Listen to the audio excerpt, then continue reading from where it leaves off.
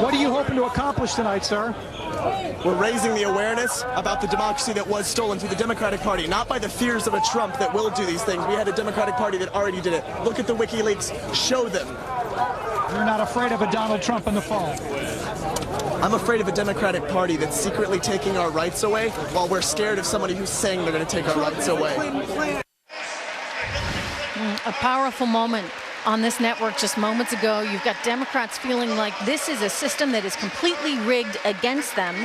With me right now, former presidential candidate Dr. Ben Carson, along with Lou Dobbs, of course. You know, Dr. Carson, we're watching people now take to the streets there. Thousands of Bernie Sanders supporters that were marching outside this arena towards downtown Philadelphia have now met up with a group of Black Lives Matter supporters who are marching towards the arena. They've all turned around. They're heading right back here. What do you make of this? Do you understand the frustration of some of these Democrats who right now feel as though this is one rigged system? Sure, they're extremely frustrated. That's the reason that so many of them were going with Bernie Sanders, because they looked at Hillary Clinton, who is the epitome of the established political class. They obviously didn't want that, and now they're even doubly frustrated because Bernie Sanders has thrown his hat in the ring with Hillary Clinton, and they feel like they don't have any options. They feel like the whole system is just completely messed up. And to a certain degree, so in other words, they're feeling correct. as though they've been abandoned by their champion.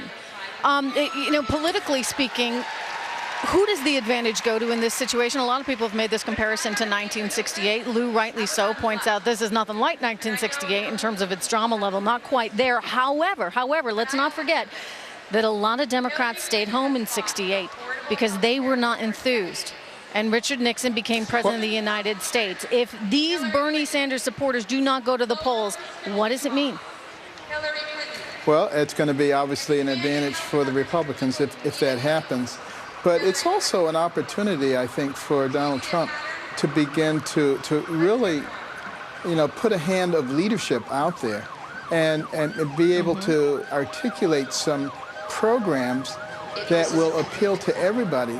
That's been one of the problems for the last many years. You know, we select one group over another group. If we have policies Dr. that Carson, stay with me. I want to go right now to Jeff Flock, who's out there in the middle of these protests. We've seen the police cars, the sirens. Jeff.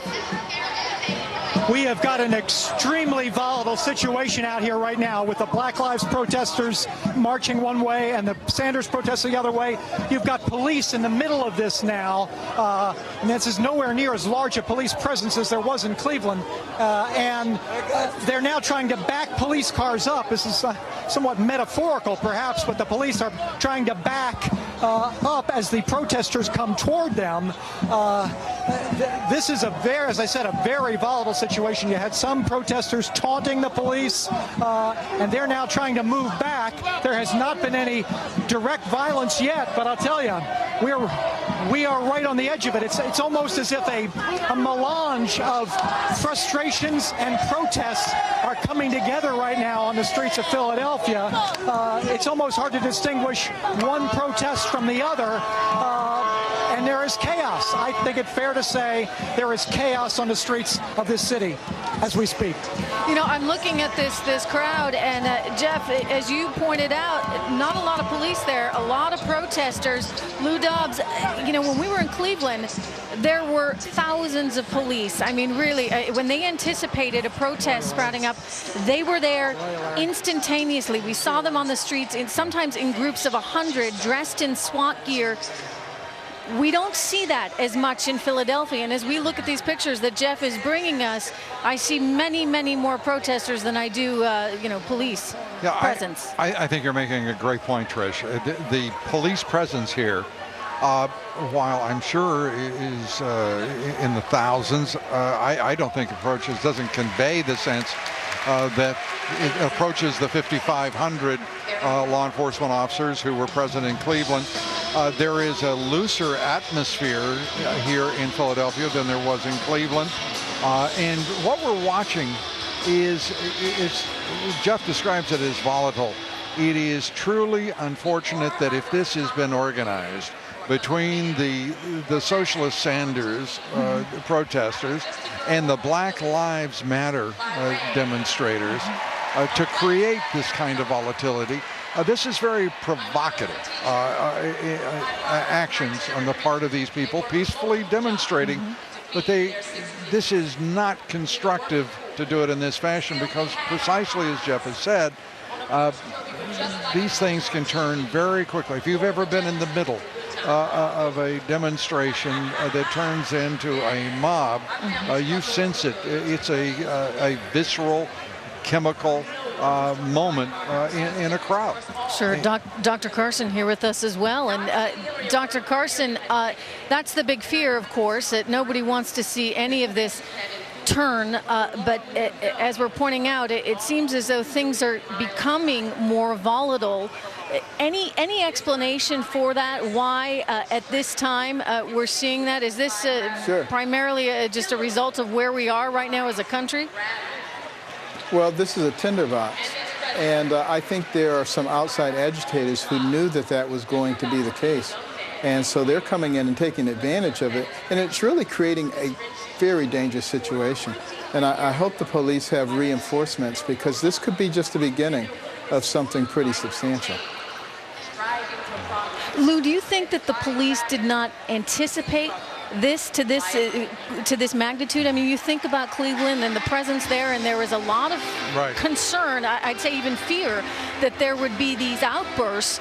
But in Philly, you know, as you point out, kind of loosey-goosey. I mean, not the same sort of level or standard of security that we saw in Cleveland. What is it that they were missing? Well, a couple of things. One is there has been great emphasis on securing the arena in this 4-mile perimeter, without question. But they have lost some control here as these people emerged into the streets and started moving. The Black Lives Matter movement, then, is as you described it, meeting them. It looks to me organized. It looks quite intentional, and unfortunately, there's no way to control this without manpower. The police look here to be severely outnumbered, and that is never, ever a good idea. Let's go back to Jeff right now. We've been reporting, of course, that you have two groups that have met, that have merged. The Black Lives Matter movement alongside Bernie Sanders supporters. One was going one way, the other group was going the other way. They met in the middle. They have joined, and they are now marching towards the arena here in Philadelphia. Jeff. And the police are trying to head them off from the arena, and we're kind of running in a washing machine effect here as people just chaos in the middle of it. Listening to what you've been saying about the police force, this is just Philadelphia police largely. I mean, in Cleveland, as you know, we had police from all over the country essentially, and there were police everywhere. This has not been the case here, and the police are definitely. Let's go. The fight is at Wells. Walk out front. This man just said the fight is at the convention center. So they're now, the Black Lives Matter as well as the Bernie Sanders supporters seem to be headed toward the convention center. I will say that the Bernie Sanders supporters have on multiple occasions said this is peaceful. We do not want trouble. We are not looking for trouble. This is a peaceful movement. Some others in the crowd have, I think it's fair to say, have been taunting the police. They've done, I think, a pretty good job of not engaging with the protesters. But what's going to happen from here on in, we don't know. Look, it's a really challenging position for them to be in, especially as we've pointed out that there are not quite as many of them in magnitude as we saw in Cleveland. You see them there, Jeff. Are they forming a barricade outside the arena? I don't know if you can see that far up ahead. We've got another live picture coming to us from Philadelphia. We are headed for the convention center again right now, and it seems like now they have pretty strongly committed to head to the convention center. This is not democracy. They don't need, you're hearing the chant. So I don't know what is planned. In terms of the police planning, they have really stayed on the sidelines, unlike in Cleveland, which was very proactive and right in the middle of it. These folks have let, the police in Cleveland have let things go and tried to get out of the protesters' way, just stayed on the sidelines. But at this point, we have got the largest group, I think, that I have seen since the start of the convention that is marching. And where they're going and what their plan is, I don't know if they know. You know, one of the interesting, and I think one of the things that we need to bring into this is that we're aware that Bernie Sanders has far more demonstration assembly permits from the city than does any other group. I don't know the degree to which Black Lives Matter as an organization has those permits, but it's clear that they meant to demonstrate and to protest and have been given license by the city to do so. This is going to, it's going to unfold, as Jeff says, we hope very peacefully, because the Sanders people have made it known and have conducted themselves without, at least as far as we know, formal leaders. They've done a remarkable job.